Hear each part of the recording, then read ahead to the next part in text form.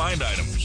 Tradio, brought to you by Sowers Buick GMC and by Lighthouse Estate Management. Join us for Tradio, weekdays from 9:06 a.m. until 10 on 96.7 The Eagle. On air at 96.7 FM. Online at HometownNewsNow.com. This is your number one source of news and information in LaPorte County. 96.7 The Eagle. Time now for Pet Patrol here on 96.7 The Eagle. And today we have a lost female dog, Daphne. She's a long-haired Wheaten Terrier. Looks like Benji. Daphne was lost in the Saugony Lake area. If you've seen Daphne, call 219-575-2781. That's 219-575-2781. And if your pet runs off or you find somebody else's lost pet, call 219-362-6144 to report that lost or found pet for the next Pet Patrol. Pet Patrol airs throughout the day, Monday through Friday, as part of your update news, and it's absolutely free. That number for Pet Patrol, 219-362-6144. From HometownNewsNow.com, this is Update News on 96.7 The Eagle. Welcome to Sound Off on 96.7 The Eagle, LaPorte County's original social media. Sound Off is a public interest forum that encourages your voice to be heard on the topics and issues impacting our local communities.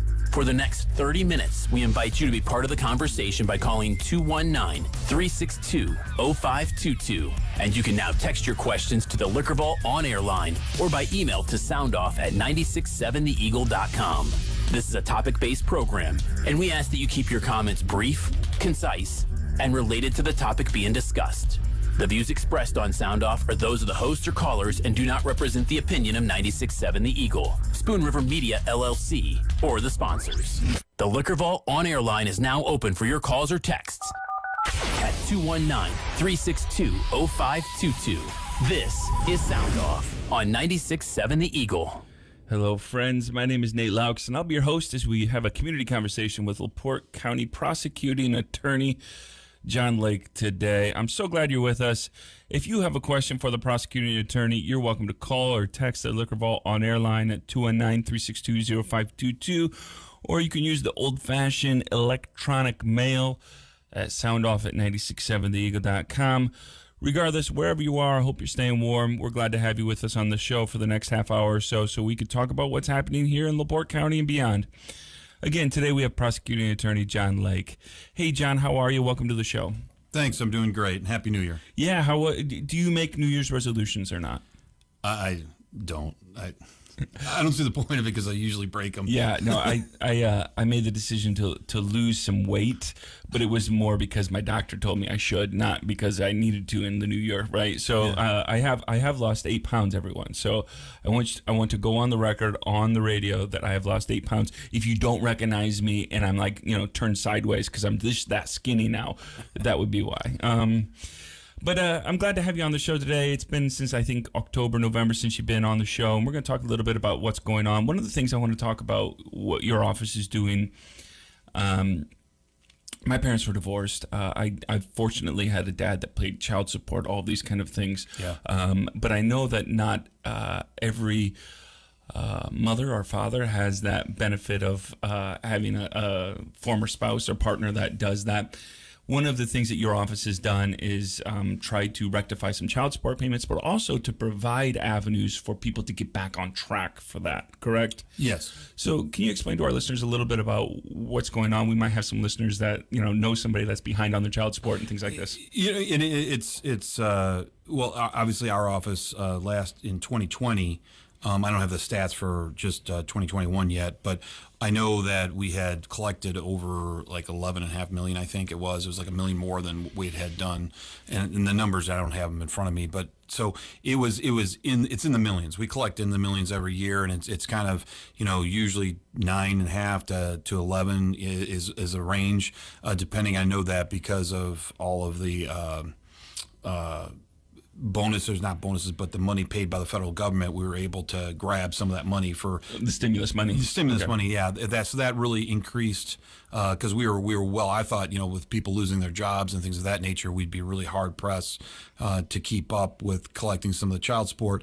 And it's one of the hardest things because there's been kind of a shift in the focus of child support, and it used to be that you'd want to go in and criminalize it a lot. and you have these people who just refuse to pay. And so then you'd end up filing criminal charges. And what they found was that once you start charging people with crimes, it's harder for them to get a job. And so it really was kind of a catch-22. And we have, there's some people have contacted our office and they owe, the person owes in the $20,000, $30,000, $40,000 range, and they're out of state. And what do we do?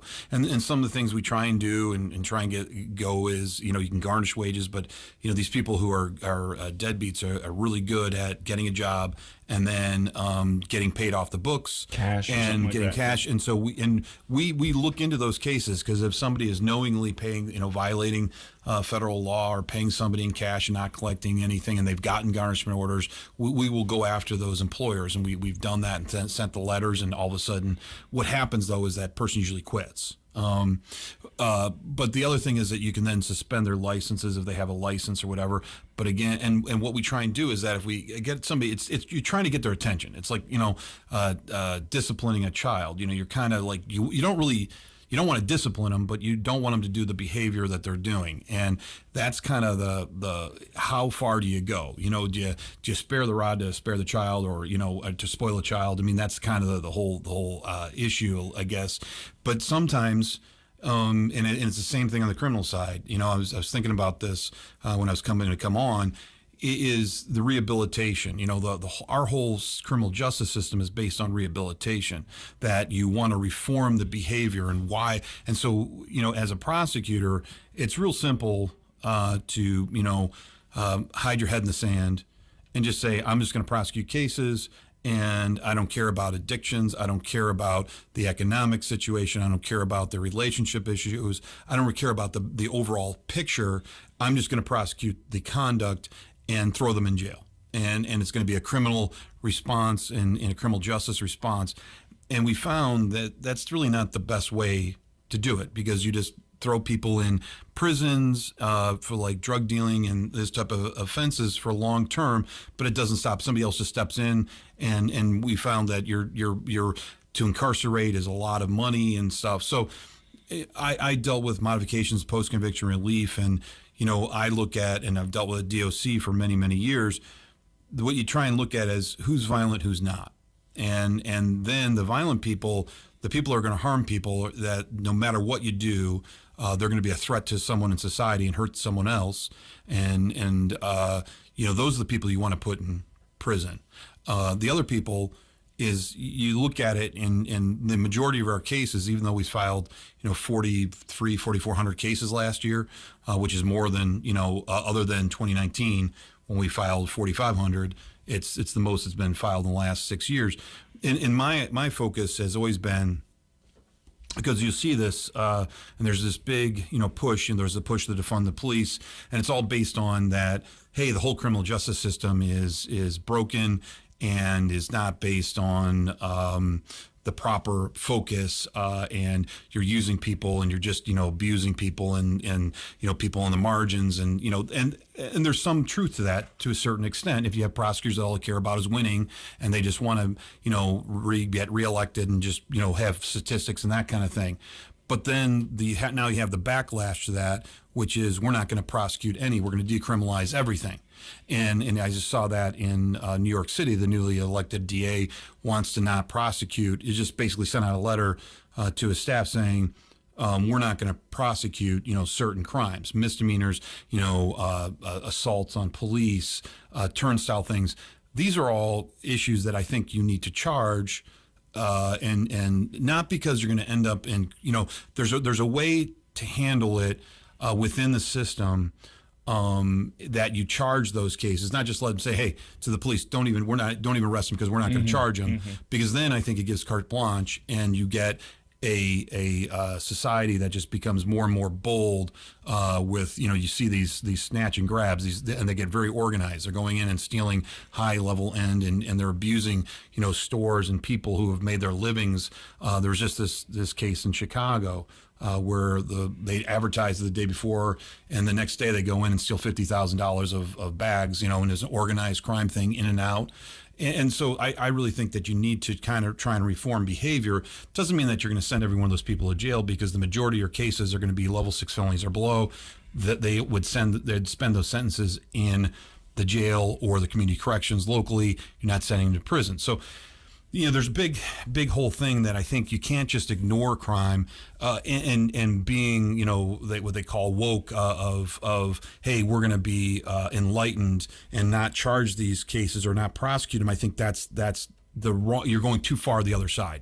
You've flipped so far the other way, because then you're still going to have people who are getting victimized, and it becomes a problem. And I think you really have to hold people that if the legislature wants to decriminalize marijuana, that's on them. But as long as it's a crime, we're going to charge it. If they get arrested, we're going to prosecute it. But the reality is, we looked at the statistics like 6 months ago, or when I was on here, it's like maybe 7 or 8 people are serving sentences for dealing marijuana in the prison system across the state of Indiana.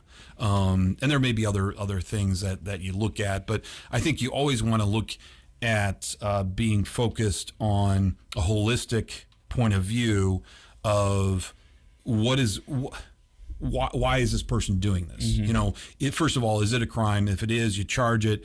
And then if it's due to an addiction, maybe you go to problem-solving court.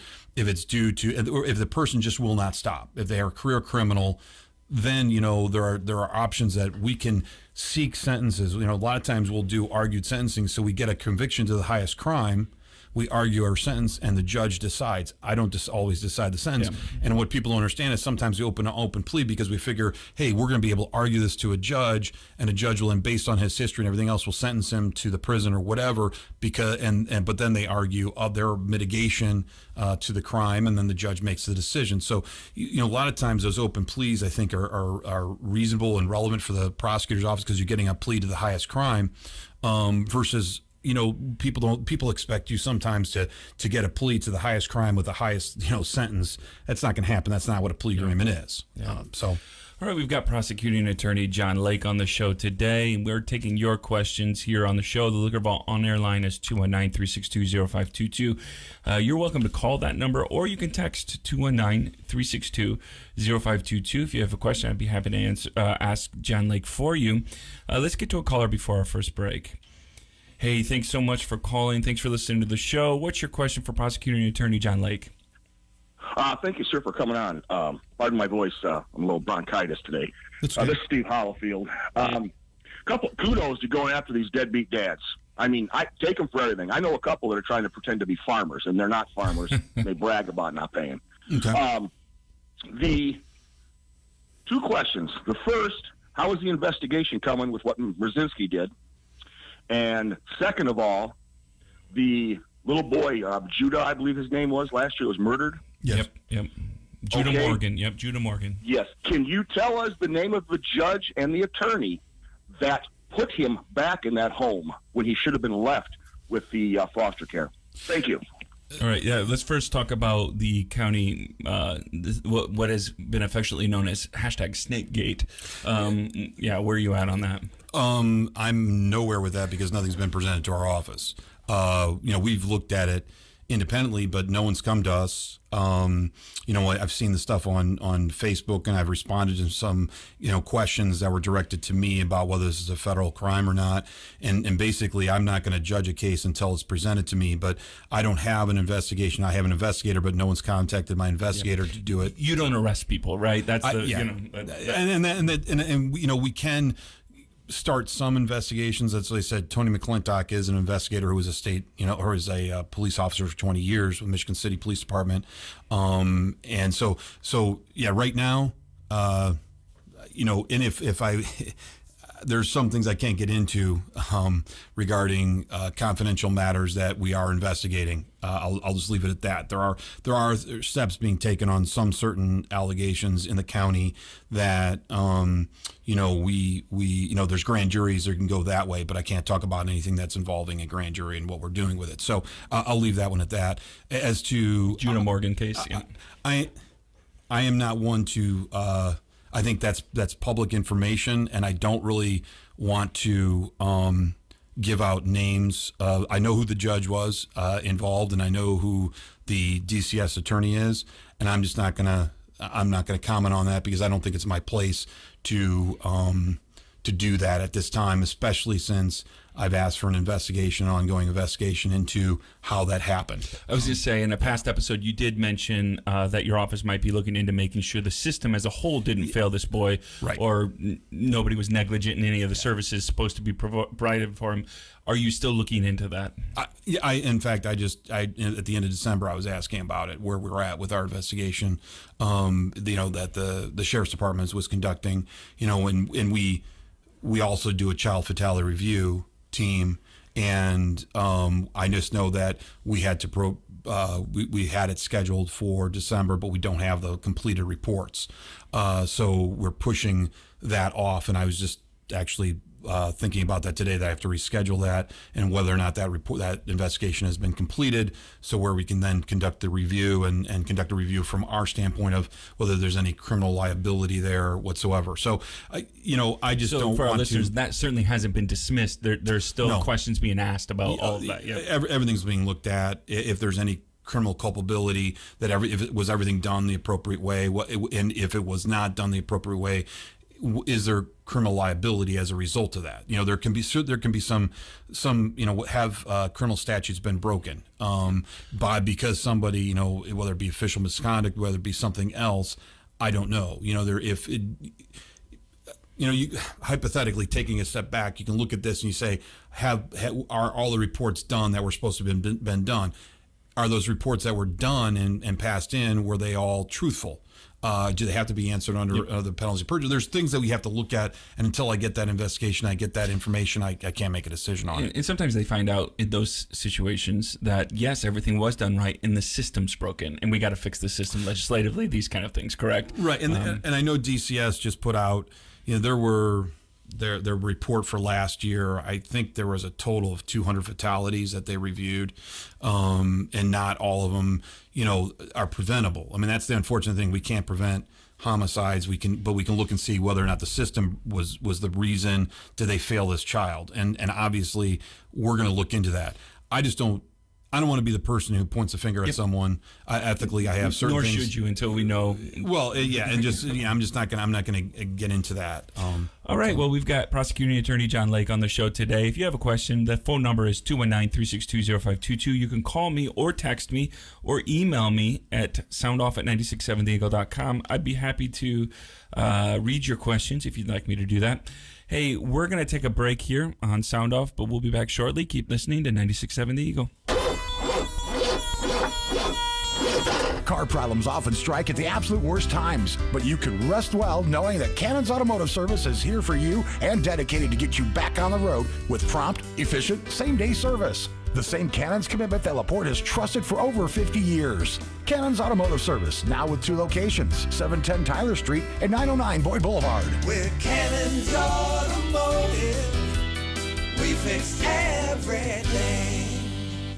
For the best selection and the lowest prices on your beer, wine, and spirits, look no further than Verk's Discount Liquors. Not sure what to bring to the party? Stop by the newly opened Verk's Discount Liquors at the corner of Highway 421 and 400 North in Michigan City. Be sure to check out the discounts when you purchase by the case. They also have several other stores throughout LaPorte and Michigan City for your convenience. Time to get the party started? Check out Verk's Discount Liquors.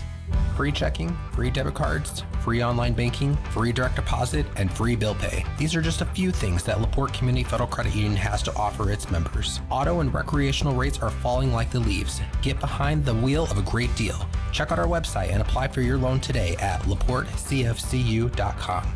We have been serving the community for over 80 years, have 3 convenient locations, and one goal. That is to continue to help make LaPorte Community Federal Credit Union work for you. LaPorte Community Federal Credit Union, member NCUA. So who's hungry? Good, because I've got a deal for you. Hey, it's Dennis Siddell. Make sure you listen for Denny's Diner weekdays at 6:55 right here on the Morning Mayhem. Both Joe and I will be cooking up some country trivia questions, and if you have the correct answer, you'll be the winner of a $20 gift card from either JJ's Side Out Bar and Grill, Wanna Pizza, The Burger Bar and Grill, Nowhere Bar and Grill, and T-Berry's Diner. Make sure to join us for Denny's Diner at 6:55 a.m. during the Morning Mayhem for your chance to win a 96.7 The Eagle. Thank you for tuning in to Sound Off. You can now text or email your questions directly to the studio. Call or text 362-0522 or email your questions to soundoff@967theeagle.com. This is Sound Off. All right, welcome to the show. Back to the show. We have prosecuting attorney John Lake on Sound Off today. If you have a question about something happening in LaPorte County for the prosecutor, the Liquor Vault on-air line is 219-362-0522. You're welcome to call that number or text 219-362-0522, and I'd be happy to ask him. You can also email us at soundoff@967theeagle.com, and that'll get to me as well. Here's a question that came into our text line. Someone I know was in a wreck by a person without a driver's license, and that person has a long history or a long report history. What's it going to take to get this kind of person off the road or in jail for at least a year or work release or some sort till damages are paid? That's a good question. It's one of those frustrating areas that we deal with people who never receiving an operator's license, never have a hope to get an operator's license, or driving while suspended. And our goal has always been to try and get those people, number one, because they're going to drive regardless of they've already proven it without a license. I've had conversations with legislators about, which way do we go? Do we make it easier for them to get their license back, and make sure that they have insurance, so that they're driving responsibly, or do you just penalize them and throw them in jail regardless? And so that's kind of one of those things where it's like a C misdemeanor. The most you can put them in jail for is 60 days. And so then the issue, though, is then you get into this whole thing, like the bail reform thing was all this as well. So now a person gets charged, they get thrown in jail, whatever job they may have held. If they were working, now they're going to fall behind on child support if they're divorced, or their family that they're supporting is going to be falling behind. So it's kind of, I feel for this frustration and the insurance, and luckily if you have insurance, you should have underinsured or uninsured portion of your policy that would pay for that, and that's kind of how society has kind of picked it up, unfortunately.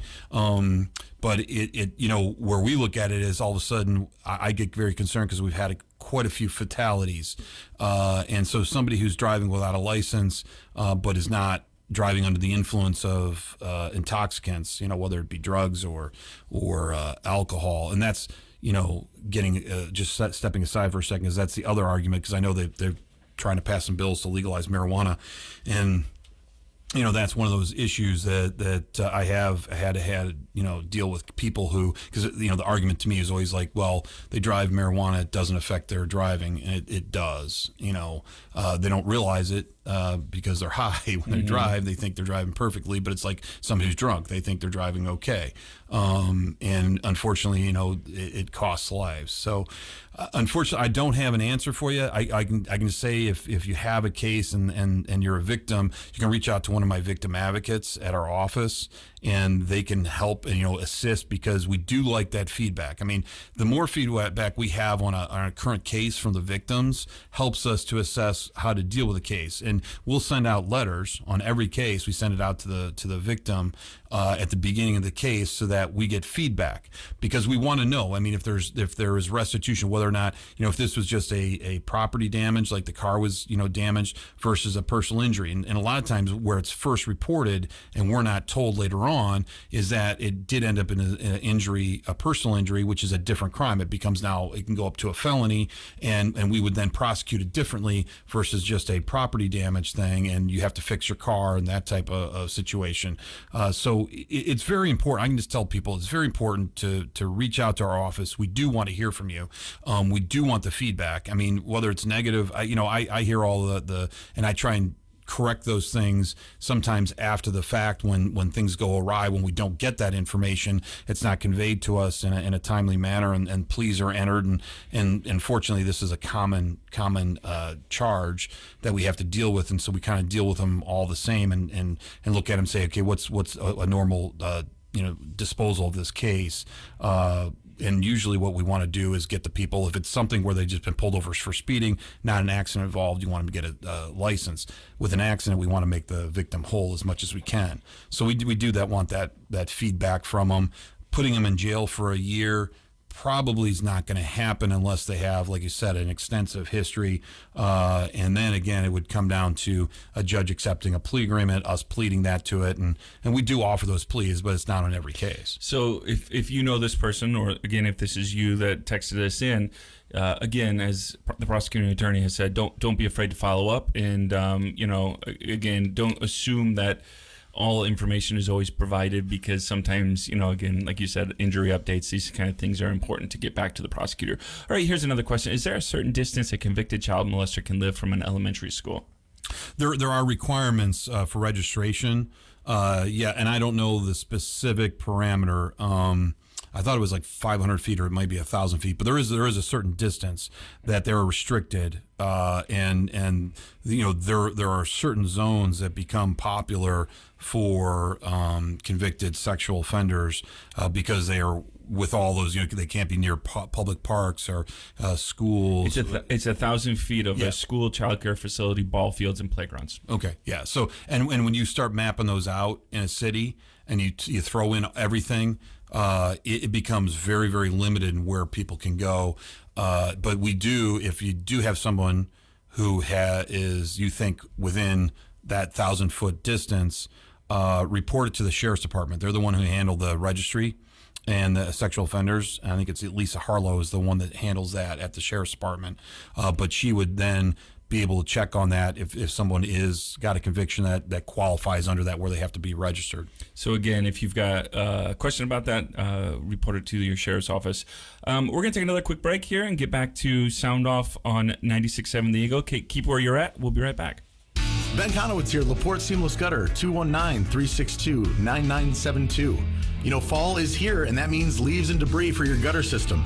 We've got 3 separate types of gutter guard for your home. Leaves and debris come in all shapes and sizes. We don't need a one-size-fits-all for your gutter. Give us a call today for a free estimate at 219-362-9972, or you can visit us on the web, www.lpseamless.com. No job is too big or too small. Auto body specialties, we do it all. Quality's #1 in auto body repair. To get fixed up, you know where. Foreign or domestic, we're your local shop. All work guaranteed, but we're hard to top. No job is too big or too small. Auto body specialties, we do it all. Buy 4 tires and get up to $250 in savings after rebate at Bell Tire's 100th anniversary sale. Or get even more in Bell Tire gift cards December 27th through January 8th. Plus, get tires as low as $45 after rebate. Buy 4 tires and get up to $250 in savings. Or get even more in gift cards December 27th through January 8th. Get up to $250 in savings or even more in gift cards at our 100th anniversary sale. Choose the lowest tire price, period, at Bell Tire. Come in or buy online. See store or belltire.com for details. Restrictions apply. The first once-a-month radio auction of the year is coming up January 15th following your 8 a.m. news. Debbie and Dennis Sedell will once again be your radio auctioneer hosts with certificates for you to bid on from Archie's Restaurant, Classy Tales Pet Grooming, Hot Spot Cafe, Gable and Ace Hardware, Northside Barbecue, Pink Sheep Children's Boutique, T-Berry's Diner, Wana Pizza, and Westville Farm Supply, to name a few. The first once-a-month radio auction of the year is coming up Saturday, January 15th following your 8 a.m. news on 96.7 The Eagle. Your forecast on 96.7 The Eagle, brought to you by Harmon Expert Auto Service. If you're looking for a local and quality auto repair company, then look no further than Harmon Expert Auto, with 2 locations in LaPorte, 308 Washington or 111 Brighton Streets. Visit their website at harmonexpertautoservice.com or call 325-0444. Michiana weather. Mainly cloudy this afternoon with a chance of flurries. High of 16. Westerly winds 8 to 15 miles per hour. Mainly clear tonight, 5 above. A dusting of snow today. From the Weather Center at HometownNewsNow.com. Right now, 6 above. We're waiting to hear from you. Dial or text 362-0522 and let us know what you think. That's 362-0522. Back to Sound Off on 96.7 The Eagle. Welcome back, friends. Thanks so much for listening to Sound Off today. And I'm checking our online stream. We've got people listening in Florida and Kansas, all over Indiana and Michigan, and we're glad to have you here. If you ever can't be around the radio, do listen online. You can go to 967theeagle.com or download the 96.7 The Eagle mobile app as well, and you can listen wherever you're at there. We've got prosecuting attorney John Lake on the show today. If you have a question, the Liquor Vault on air line is 219-362-0522. You can call me or text me. I'd be happy to ask you. Now, we do have a correction by astute listener of this program, Sheriff John Lake and John Boyd. Or John Boyd, sorry, Sheriff John Boyd, which I once called Tom Dermody, Sheriff Tom Dermody. So this is a much better thing for John Boyd to be called. But anyway, what's the correction there? Yeah, he texted me that there are residency restrictions only for sexually violent predators and offenders against children.